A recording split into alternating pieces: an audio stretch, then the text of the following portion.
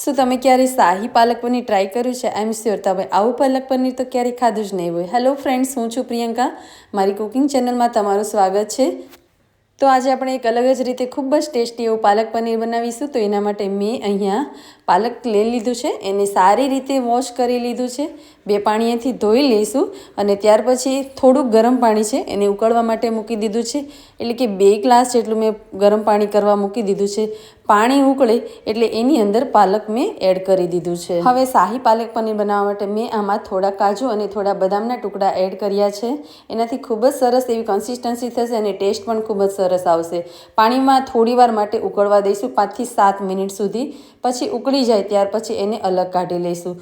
પાલક અને કાજુ બદામ બધાને અલગ કાઢી લઈશું અને ત્યાર પછી એમાં થોડું ઠંડુ પાણી રેડી દઈશું, જેથી કરી અને પાલકનો જે કલર છે ને એકદમ ગ્રીન છળવાઈ રહે અને પાલક છે એ ઠંડુ પડી જાય. એટલે ત્યાર પછી એને મિક્સર જારમાં આપણે ક્રશ કરીશું. થોડી વાર માટે એમનામ રહેવા દઈશું. ત્યાં સુધીમાં એક અલગ જ પેસ્ટ બનાવી લઈએ. એના માટે મેં 1 વાટકી જેટલું દહીં લીધું છે, મોળું દહીં લીધું છે. એમાં હળદર, મરચું, મીઠું અને ધાણા જીરું એડ કરી અને એને મિક્સ કરી દીધું. પાલક અને કાજુ બદામ ઠંડા થઈ ગયા છે તો હવે એને મિક્સર જારમાં ક્રશ કરી અને પાલકની આવી પેસ્ટ બનાવી લઈએ. હવે પનીર હોય છે એને આપણે થોડું સેલો ફ્રાય કરીએ છીએ. તમે આમ નામ પણ નાખી શકો છો. મેં એને તેલની અંદર થોડું સેલો ફ્રાય કર્યું છે. એના માટે મેં એક પેનની અંદર તેલ નાખ્યું અને એની અંદર બધા જ પનીરના ટુકડાને મેં એડ કર્યા છે. અહીંયા મેં 50 ગ્રામ જેટલું પનીર લીધું છે. તમે કેટલી ક્વોન્ટિટીમાં બનાવો છો એ પ્રમાણે તમારે પનીર લેવાનું હોય. 3 થી 4 લોકો માટે મેં આ પાલક પનીર બનાવ્યું છે. હવે એના એ જ તેલમાં થોડું જીરું, થોડી હિંગ, તમાલપત્ર અને 2 સૂકા મરચાં અને 1 ચમચી ચણાનો લોટ એડ કર્યો છે. ધીમા તાપે ચણાના લોટને શેકી લઈશું અને હવે એની અંદર એડ કરીશું આદુ મરચાંની. તમે અહીંયા આદુ લસણ મરચાંની પેસ્ટ પણ એડ કરી શકો છો. અહીંયા મેં આદુ મરચાંની પેસ્ટ એડ કરી અને હવે ત્યાર પછી એમાં એક મીડિયમ સાઇઝની ડુંગળી, એને પણ મેં પેસ્ટ બનાવી લીધી છે. ઝીણું ઝીણું કટિંગ કરીને પણ તમે એડ કરી શકો છો. તો હવે એને બધાને સારી રીતે સાંતળી લઈએ. આદુ મરચાંની પેસ્ટ અને ડુંગળીની પેસ્ટ બંનેને સારી રીતે સાંતળીશું, જેથી ખૂબ જ સરસ એવો ફ્લેવર આવશે અને ખૂબ જ સરસ ટેસ્ટી પણ બનશે.